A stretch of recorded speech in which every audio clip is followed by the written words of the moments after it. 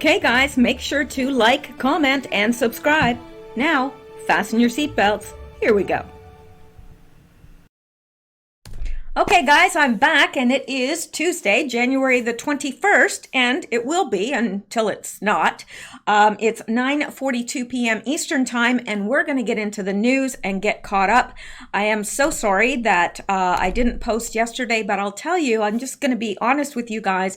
Sometimes this stuff really gets to me, and I have to take a step back for a day or two and just kind of fill myself up with some good stuff, some positive, encouraging things, and stay away from this stuff. Because I find if I, spend too many days in a row doing this stuff, it really gets to me after a while, because especially looking into the stuff about glams or gloms, or however you pronounce it. I've heard both. But anyway, yeah, it just really weighs on me after a while. And so I needed that day, and I took it, and I feel much refreshed and feel much better for having done so. So we're going to get into the news. Now, some of this is from yesterday. I really should have brought it to you yesterday, but I didn't, obviously. So we're going to cover some of that because it's important. And for any of those that haven't heard it, it's important. But we're also going to get into some new stuff as well. So let's take a look. We're going to jump in here with the whole Puerto Rico fiasco, finding all that stuff in a warehouse. And isn't that exactly what President Trump said when everybody was up in arms and the whole media was, saying, oh, he doesn't care. He's just letting them die in Puerto Rico. And, no. Well, the fact was, he said this, but nobody believed him, of course, because everyone just thinks he's a liar. But he said, look, we've sent money. We've sent all sorts of goods. They're not getting to the people. Isn't that exactly what he said? I remember him saying it.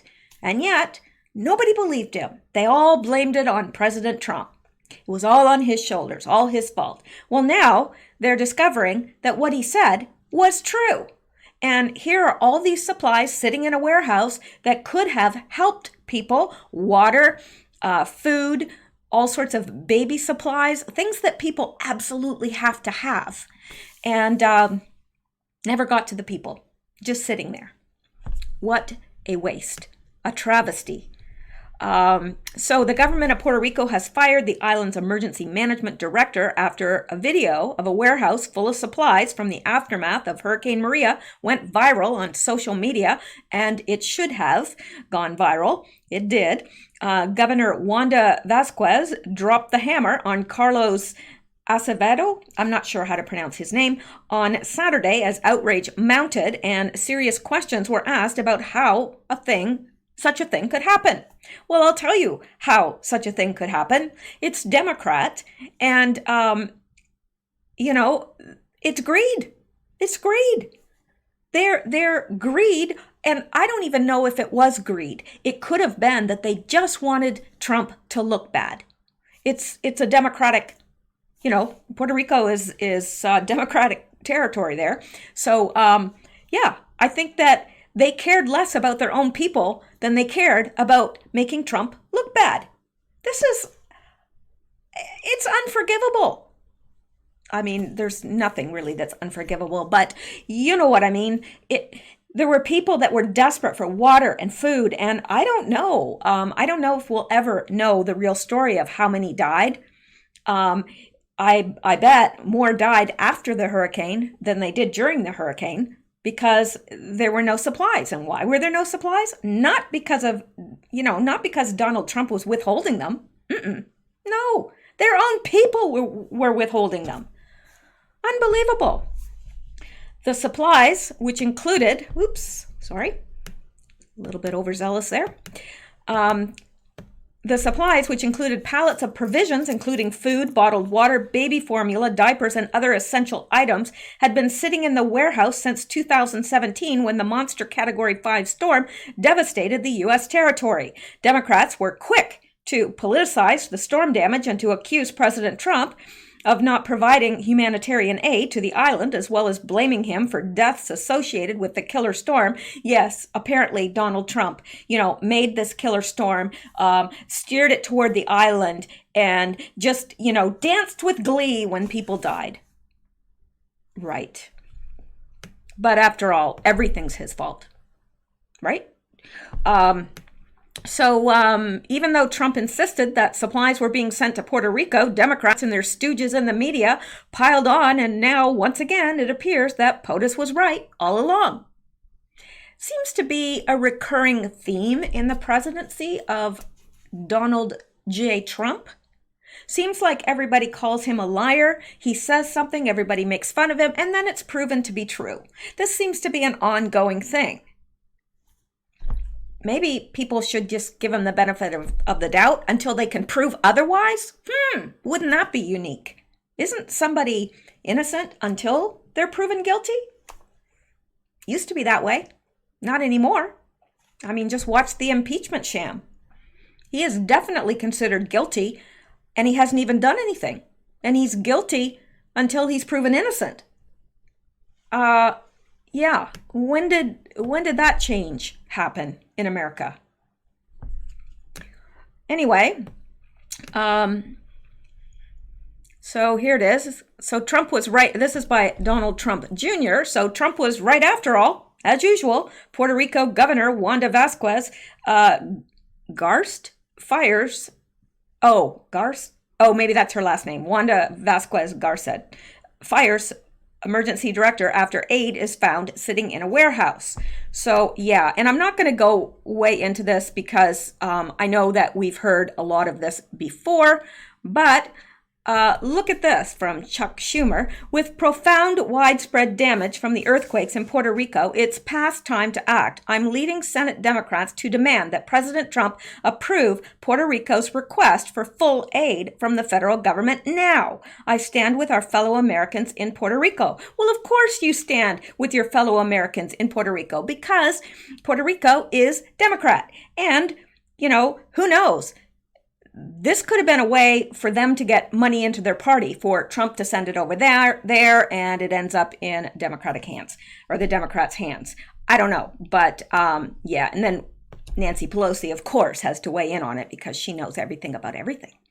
Our fellow Americans in Puerto Rico have waited too long for the Trump administration to release billions of dollars in urgently needed disaster assistance. By illegally withholding these funds, the admin has harmed countless survivors and prevented Puerto Rico from rebuilding.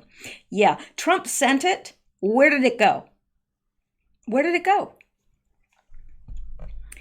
And it says, Madam Speaker, Senator Schumer, along with the rest of the stable of cynical Democrat political ghouls, should have asked about the discovery of the warehouse packed with aid that Puerto Ricans were deprived of as the suffered in 2017. Governor Vasquez has demanded an investigation, and there are already reports that this isn't the only warehouse filled with supplies either. Probably everything the U.S. sent is warehoused somewhere. Why?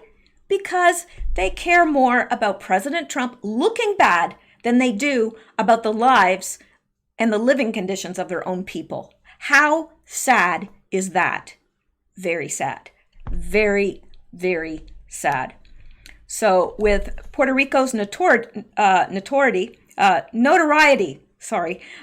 for corruption and the alliances between the government and U.S. Democrats, who knows what a serious investigation may turn up. The Dems and the media sure used the post-hurricane misery for political advantage. Oh, they sure did.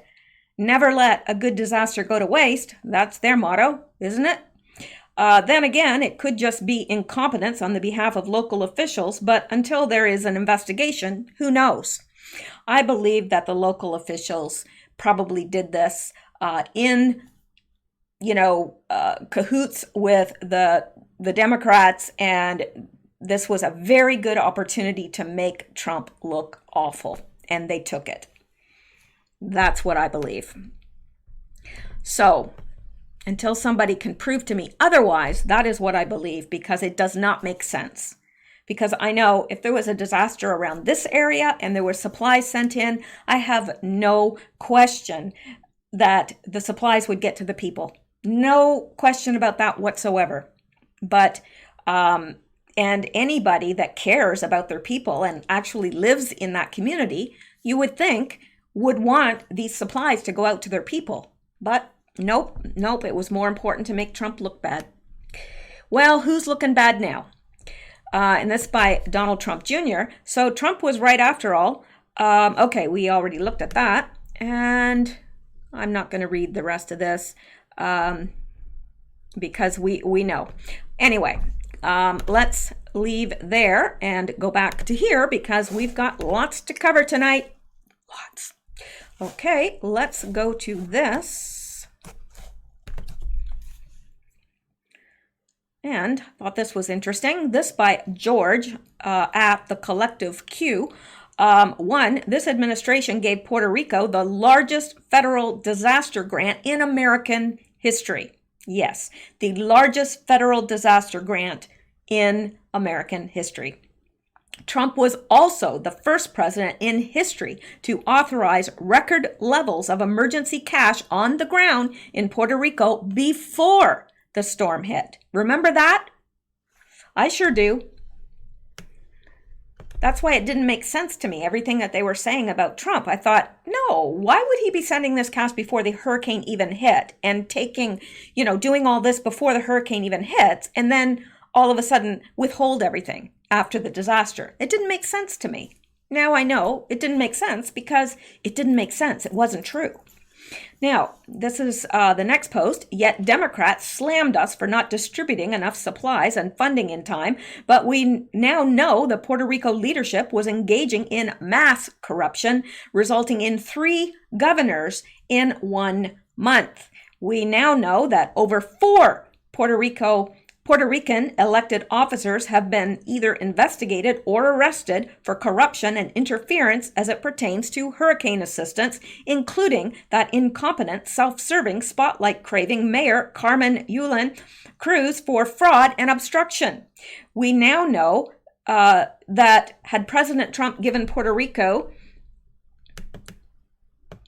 the nearly $50 billion we funded up front, there is a 100% chance it would have been misappropriated and squandered, exactly as President Trump predicted, guaranteeing yet another wasteful investigation by Democrats slamming him for giving a corrupt government taxpayer money. And sadly, we now know that while the media and Democrats mocked Trump over paper towels, tens of millions of dollars in emergency supplies sat rotting and wasted in massive warehouses while innocent Puerto Ricans died due to the theft and fraud by their own countrymen. And for the record, no administration can release disaster funds without a compensation action plan from the affected area for those funds. Puerto Rico only submitted an action plan for $11 billion, so they got $11 billion. That makes sense to me. If you don't have a plan for how you're going to use the money, why? It's like, not that they're borrowing it, but it's like, let's say you have to go to a parent or something to borrow money and you say, well, I need like $3,000. And your parents say, well, what do you need this money for? And you say, well, I've got a $2,000 bill I have to pay. Well, what do you need the other $1,000 for? I don't know. Well, like if I was a parent and I had a child, I'd be like, no, I'll help you with this. And that's it. That's it. If you're just asking for $1,000 to blow, no, I'm not giving you that. So yeah, I don't blame them at all for that. 7, Florida and Texas both submitted comprehensive action plans for their full funding, so they got their full funding, period. It's not racism. It's not rocket science. And President Trump just authorized another $8 billion in emergency funding for Puerto Rico over 2 weeks ago, which the media didn't report, for newfound earthquake repair. So yeah, that is the real story, which we never seem to get from the mainstream media anymore. We might get, a little bit of truth and this much lie. There's enough truth in what they talk about that makes it palatable and believable. But, a part truth is a lie. So anyway, there we go. Let's go back. There's more to get to, and we're going to get to it. Here we go. All right. If you don't find this interesting, then I don't know. Maybe you're just, I don't know. I can't imagine anyone not finding this fascinating. Citizen Free Press, red state in possession of Adam Schiff compromising photo with Ed Buck. Now, this was posted on January 20th, yesterday, and you would have got this yesterday had I done a video, but I didn't. I hate to keep rubbing it in. Now, Jack Berman, update, a senior House Republican, has transmitted the salacious photo of Adam Schiff and Ed Buck at Red State after watching the heroic reporting of Jen Van Laer on the Katie Hill matter. We're confident they will do the right thing. So let's come down here. Description of photo includes mention of narcotics and drug paraphernalia. In one of the photographs, which was copied by our investigator and is attached to this letter, Congressman Schiff has been seen sitting on a sofa with Mr. Buck. To Mr. Schiff's right-hand side, there appears to be an African-American man who is scantily clad and seemingly under the influence of narcotics. On the coffee table in front of the three men, there appears to be narcotics of some kind and drug paraphernalia. It's unclear to prosecutors why this photo would have been taken, although it fits within a pattern of activity where Mr. Buck took and retained thousands of explicit photos. Now, we're not going to see a picture. Unfortunately, we don't have the picture here. But it says... National Republican Congressional Committee, attention Representative Tom Emmer. Dear Mr. Emmer and NRCC research team, this says this letter serves as notification that there has been a major breakthrough in the ongoing research assignment into Representative Adam Schiff in scanning social media for potential public relations pain points. For Mr. Schiff, let me make this a little bit bigger. I'm having trouble seeing it. So you people on your tiny phones, there's just no hope. There we go. It's a little bit better. All right. So, I'm always thinking about you tiny phone people. Yes, thousands wouldn't, but I do. Anyway, so they were scanning public social media, and it said we constantly came across vocal criticism from Mr. Schiff by people pointing out ties between him and the now indicted Democratic Party donor named Ed Buck. Mr. Buck was recently indicted by federal authorities for allegedly playing a role in the deaths of two men who were said to have been drugged by him in his West Hollywood apartment. Accordingly, we began tapping newly established sources within federal law enforcement in the Central District of California in order to determine whether at any point in their investigation of Mr. Buck, they uncovered any links between the sordid activity and Congressman Schiff. Our main point of inquiry was the trove of explicit photographs uncovered during a recent search warrant carried out at Mr. Buck's residence. Due to the explicit nature of many of these photos, they are unlikely to ever make it into the public domain during the course of the government's prosecution of Mr. Buck. In the course of our intelligence gathering activities, our investigator in Los Angeles was given unfettered access to the photographs taken by prosecutors from Mr. Buck's residence. In one of the photographs, which was copied by our investigator and is attached to the letter, Congressman Schiff can be seen sitting on a sofa with Mr. Buck. To Mr. Schiff's right-hand side, there appears to be an African-American man who is scantily clad and seemingly under the influence of narcotics. On the coffee table in front of the three men, there appears to be narcotics of some kind and drug paraphernalia. It's unclear to the prosecutors why this photo would have been taken, although it fits within a pattern of activity where Mr. Buck took and retained thousands of explicit photos. We believe that this photograph constitutes a major success in our efforts to gather compromising information on Congressman Schiff. Accordingly, we now anticipate that the success bonus will be paid to our firm via Wiley Rain, as per usual. Of course, if you have any additional questions, do not hesitate to contact us. Sincerely, Joe Zamel. And down here it says, Jack Berman, replying to Jack Berman, new, we've been leaked a letter that describes the picture of Adam Schiff and Ed Buck and the feds uncovered when they raided Buck's drug dens in LA. The opposition research firm that uncovered the photos has a long reputation in GOP politics. So apparently this is a reputable firm that the GOP has regularly employed because you know they do opposition research. Of course, if you're running, whether you're Republican or Democrat, they do opposition research because you want to out any garbage or whatever about your opponents. So that's how this was discovered.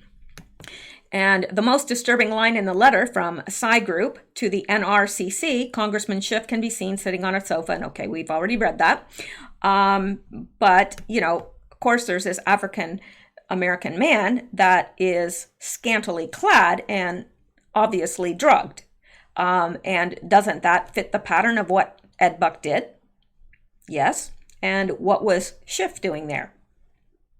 Enjoying the same pleasures of an unconscious man? I don't know. So this Jack Berman says it's time for the DOJ to unseal the Ed Buck evidence. So I would agree with that. I think the public does have a right to know, and they can, you know, blur out anything that, you know, like the man's face or whatever, assuming he's still alive, because we know some of those that did not make it out. So, yeah. All right. That's it for that. We're not going to get into that anymore, but I thought that was fascinating, and I think we all think it's just about time. No, it's past time. It's been time for a long time for Schiff to bye-bye. Take your exit, and yes, I want him to face justice. I want him to be, he's a traitor. Really, he's committed treason. All right, let's go on from there to the next thing, which is this.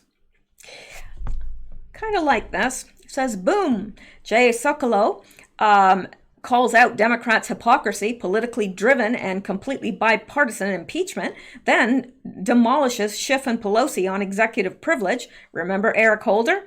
We, the people, will never forget this. Vote them out.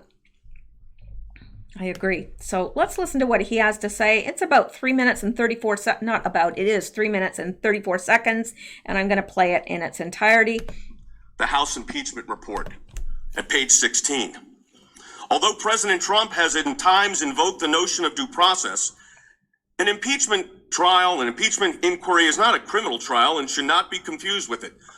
Believe me, what has taken place in these proceedings is not to be confused with due process. Because due process demands, and the Constitution requires, that fundamental fairness in due process, we're hearing a lot about due process is designed to protect the person accused. When the Russia investigation failed, it devolved into the Ukraine. A quid pro quo. When that didn't prove out, it was then bribery or maybe extortion, or somebody said, one of the members or the members of the House said treason. But instead we get two articles of impeachment. Two articles of impeachment that have a vague allegation about a non-crime allegation of abuse of power and obstruction of Congress.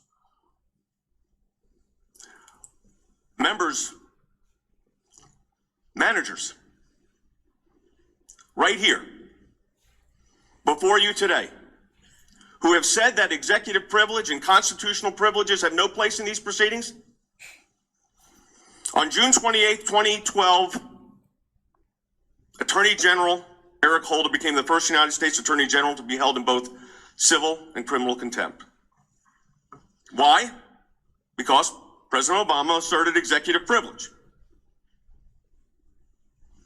With respect to the Holder contempt proceedings, Mr. Manager Schiff wrote, the White House assertion of privilege is backed by decades of precedent that has recognized the need for the president and his senior advisors to receive candid advice and information from their top aides.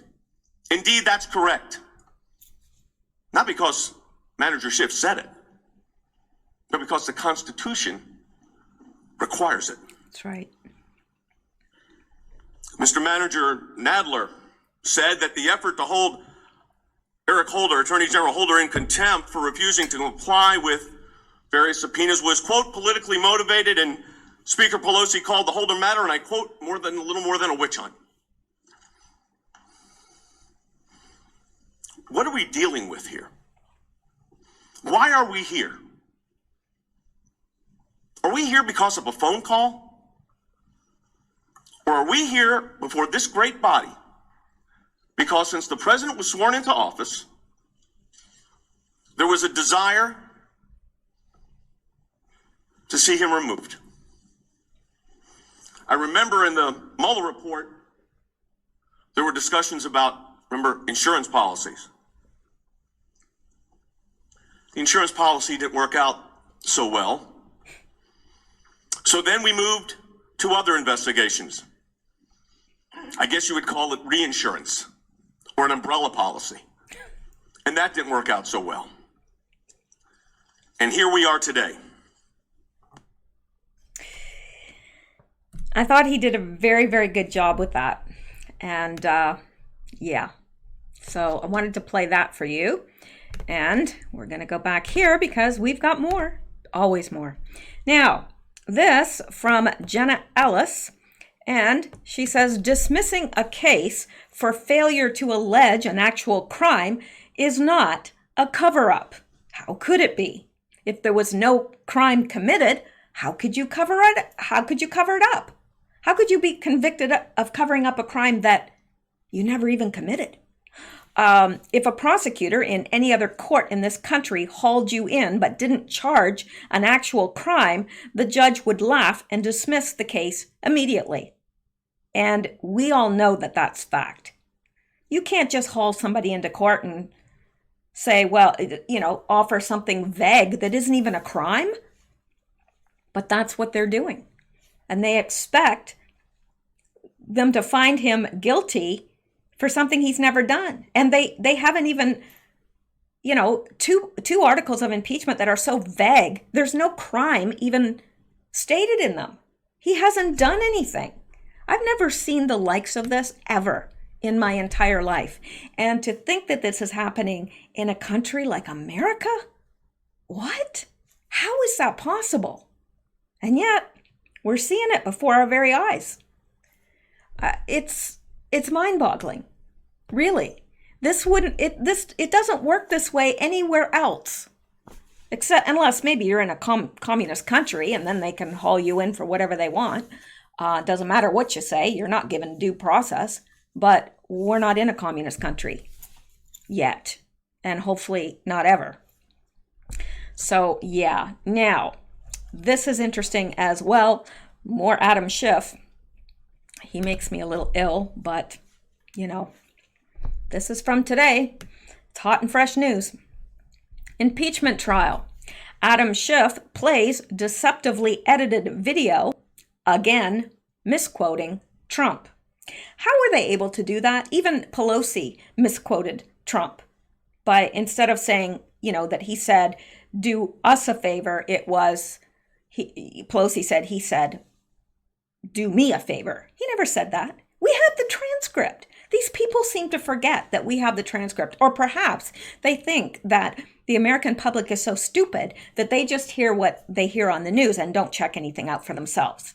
That's what they're probably thinking. They're probably thinking that we're as stupid as they are.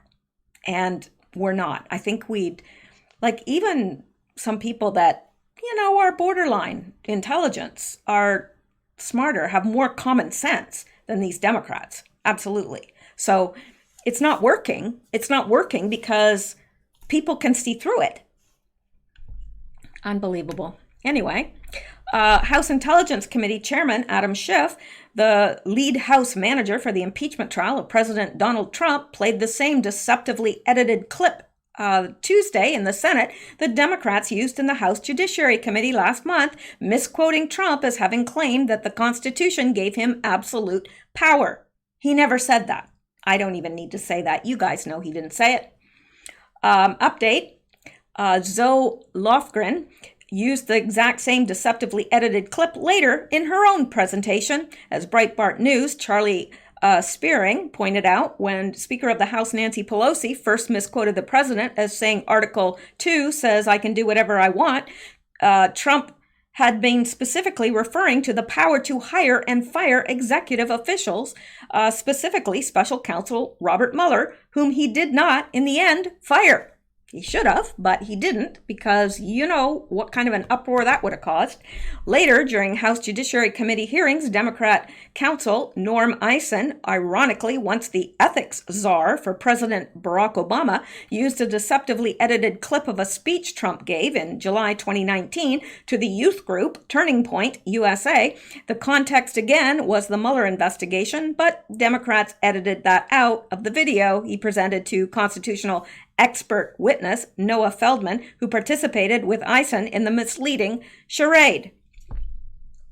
It just gets worse. It just gets worse and worse and worse.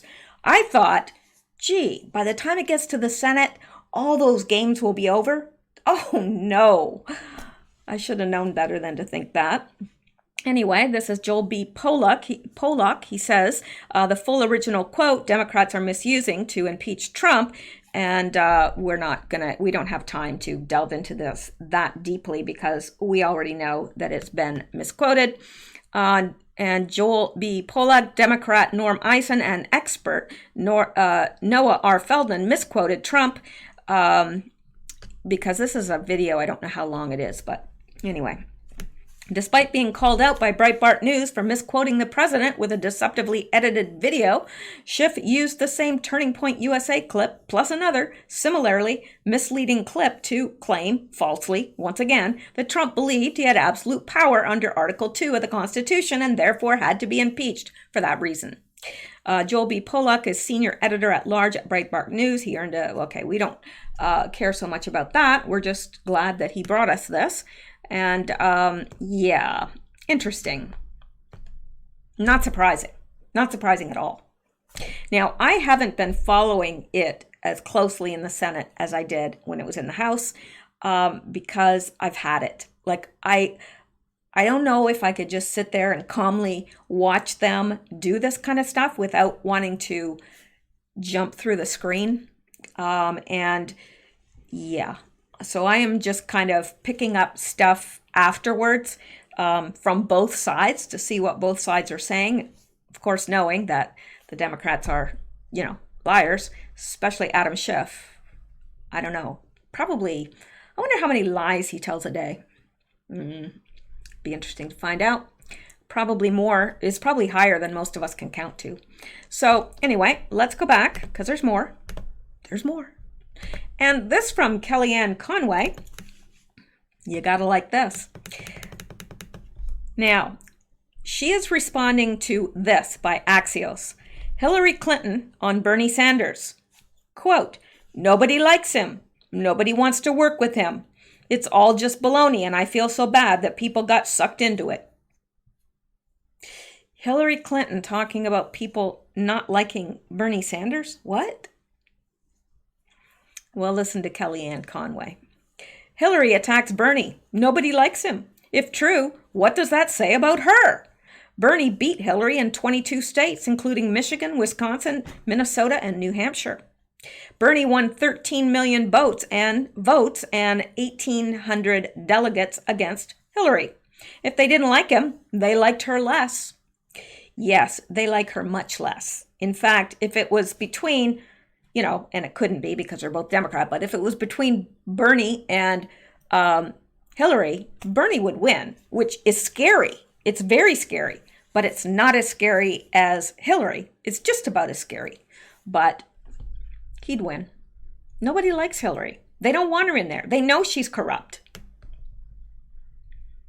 All right, and I've never been so happy to have been wrong in my whole life, because I really felt like the whole thing in Virginia was gearing up to be something, that they were going to trap, some violence was going to break out. They were going to blame it on the gun, advocates and so forth, but nothing of that sort happened. And I was delighted to see that even like after this massive crowd, there were no incidents whatsoever, none. And they cleaned up after themselves. They didn't leave garbage strewn all over like some of the other, like when the women's groups march and so forth. It's just an absolute garbage dump. Like they move through and behind them is just garbage. And do you think any of them pick up their garbage? No, these guys did. They picked everything up and they left the place as they found it. So I thought that was very good. And this, Dave Frederick says, no shooting, no assaulting, no fires, no looting, no trashing, just law-abiding citizens standing up for the USA and the Constitution. Where we go one, we go all. Make America great again.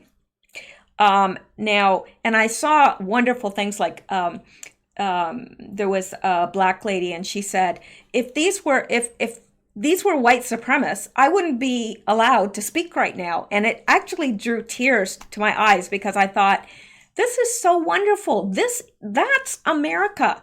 White people, black people, Hispanic people, whatever color, whatever race, all getting along, all marching towards a single cause and getting along. Nobody cares what skin color anyone is. Nobody cares. The only thing they care about is that they're American and patriotic. I was really thrilled that I was wrong. I really was. I can honestly say I've never been so glad to be wrong, because I was very fearful of what might occur and how it might reflect on the whole Second Amendment, because, they're doing whatever they can to get the guns. And we know why. So this is good news. All right, now this is new news as of today as well. So it's hot and fresh, just like the Krispy Kreme donut sign. Hot and fresh, hot and fresh. Okay, so book bombshell. James Biden's firm got $1.5 billion with a B in government contracts despite zero experience. Well, that sounds familiar, doesn't it? A firm employing James Biden, the younger brother of former Vice President Joe Biden, received more than $1.5 billion in government-backed contracts during the Obama administration. The dovetailing of James Biden's professional life with his brother's political influence are extensively detailed in Breitbart News senior contributor Peter Schweizer's new book, Profiles in Corruption: Abuse of Power by America's Progressive Elite. Schweizer is also the president of the Government Accountability Institute. In 2010, shortly after a disastrous attempt at running a hedge fund with his nephew, Hunter, James Biden entered the construction and international development industry, even though he lacked background in either. James secured a position as executive vice president at the newly formed Hillstone International, LLC. The firm, which was a subsidiary of the long-struggling Hill International, was unique for a multitude of reasons. The president of Hillstone International was Kevin Justice, who grew up in Delaware and was a longtime Biden family friend. Schweitzer writes in his book, he was friends with lots of Bidens, especially Joe's son, Hunter, and Beau. And under Justice leadership, the company was setting out to pursue technology and construction projects in the Middle East. Of particular interest to the company was the millions being given to government contractors for the rebuilding of war-torn Iraq, an endeavor Joe Biden was tasked to oversee by President Barack Obama. It was likely, with such projects in mind, that Justice headed to the White House in November 2010. During the visit, the Hillstone executive met with Mishel Smith, a top aide to then Vice President Joe Biden. Smith, a fellow Delaware native, was serving as the vice president's liaison to global government officials and business executives. Although the confines of that meeting have not been made public, the subsequent events seem to imply it was beneficial for both Hillstone and the Bidens.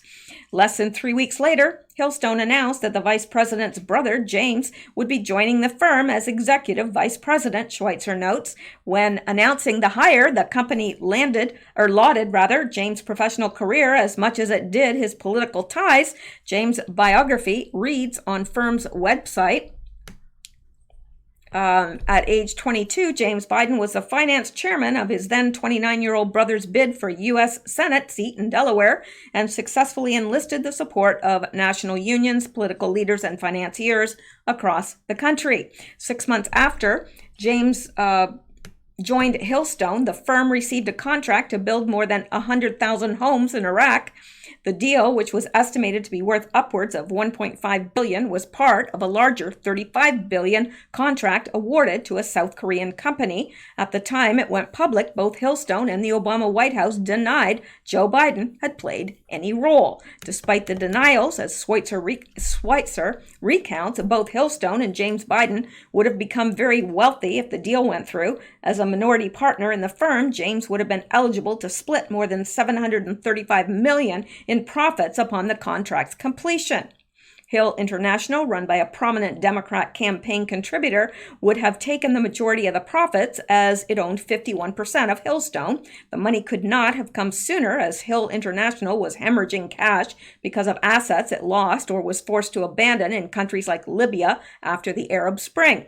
In this context, James Biden's value to Hillstone and Hill International takes on an added dimension. Dave Richter, the president of Hill International, admitted in 2012, oops, I overshot the mark. He knows how to deal with government officials. That's his skill. He makes people from foreign countries comfortable we're not going to steal their money. After all, he's also been with his brother for a long time. Even with James on board, Hillstone was eventually forced to back out of the deal after its inexperience with such a large-scale construction became evident. The high-profile failure, though, did not disqualify either Hillstone or Hill International from seeking and obtaining other U.S. government contracts. In 2012, around the same time its inexperience was coming to the attention of federal agencies, Hillstone secured a $22 million construction contract for the U.S. State Department. James, who is now being sued for fraud relating to another business venture, is not the only Biden family member to benefit from taxpayer dollars, as Schweitzer exposes in Profiles in Corruption. I'd like to say I'm surprised, but I'm not even a little. And my bet is that you aren't either. All right, let's come back here. This by Tom Fitton. This annoyed me and concerns me. Tom Fitton wrote this. YouTube just took down Judicial Watch's live stream of the impeachment trial for violating community standards. What on earth is going on over there? Why wouldn't they want people to see the impeachment trial? Can't imagine. Wonder why. We know why. They don't want people to see what a big sham it is. They don't want to see the Democrats being taken by the cleaners by people that can actually employ a little bit of logic. That's scary. That's really scary, that social media, and we know it's not just YouTube, it's not just Google, it's not just Facebook, it's the whole lot of them are censoring. And yeah, this can affect politics in this country. It can affect elections. Absolutely. Because if you're only given a part of the information, if you're only seeing the Democrat side, that's a problem. I'm sure I don't have to tell you guys that. All right. And this by Brendan Sir Hublife Dilly. The lesson in Puerto Rico: Democrats will literally starve you to death to make President Trump look bad. Think about that. Well, I have thought about that, and it's scary. It's really, really scary. All right. And now this is interesting. Now, it's not the freshest news that's out there, but it's still interesting. All right, we're not going to go into this too much, but Florida State Governor and GOP leader Joe Gruters will announce a bill next week that will allow Floridians to sue social media companies that censor their political speech and will restrict the ability of social media companies to use hate speech policies as a legal defense for censorship. Now, this makes me want to stand up and dance. I hope every state will follow. Now, I don't know, but this would be good because I'm telling you, something has to change. So the bill will be announced at a press conference on January 21st at 3 p.m. In the state Capitol building in Tallahassee. The bill, which can be read in full at the Florida Senate website, awards a minimum of $75,000 in damages against social media companies that deletes or censors the user's religious speech or political speech or uses an algorithm to disfavor or censure the user's religious speech or political speech. The bill also prohibits social media companies from using the social media's website users' alleged hate speech as a basis for justification or defense of the social media's website's actions at trial. So this is all really good. Extremely good. I pray that it goes through and they're able to do that because they need to start taking a hit to the pocketbook because that's the only thing they're going to understand. It's the only thing they're going to understand. All right. Now, let's go back. I'm certainly not going to get to all of this because I've already been going for an hour. But I'm going to try and get to as much as I can and save the rest for tomorrow. All right. Now this by someone called Red Trumper.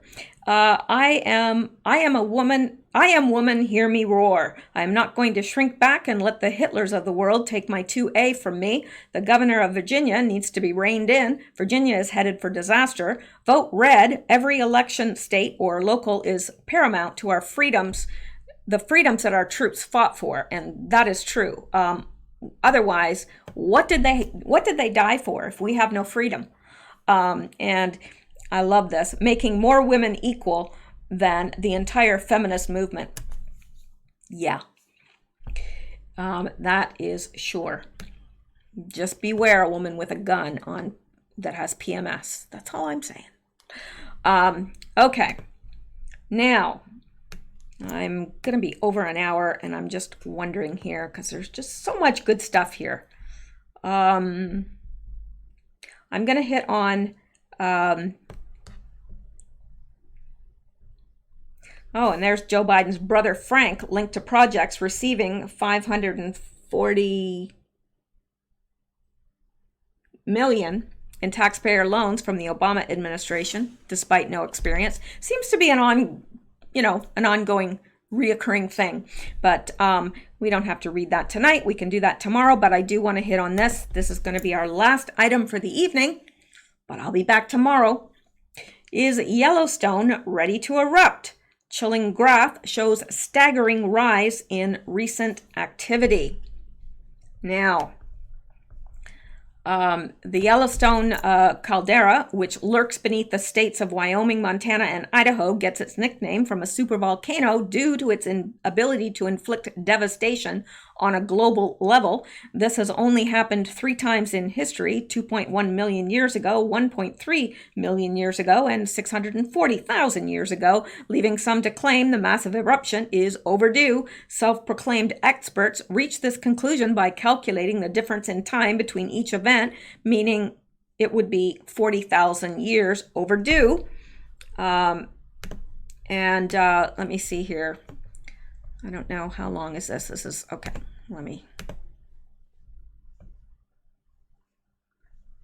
Sorry. Deformation.